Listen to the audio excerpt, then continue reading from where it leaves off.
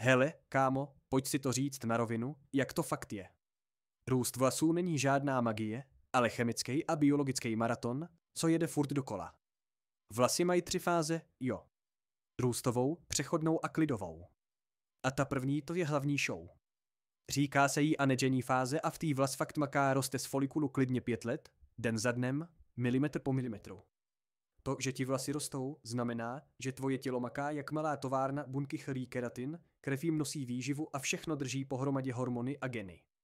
Pak přijde katagenní fáze, krátká pauza, něco jako hej, dej mi chvilku, kámo.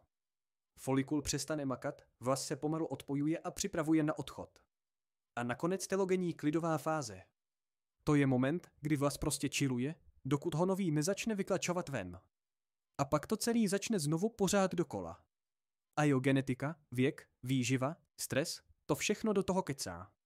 Když se stravuješ jak student po výplatě a spíš 4 hodiny denně, tak se nediv, že ti kořínek vyhlásí stávku.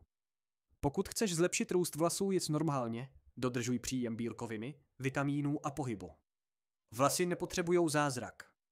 Potřebujou, abys se o sebe staral jak chlap, ne jak člověk, co si vzpomene, až když mu ustupuje kout.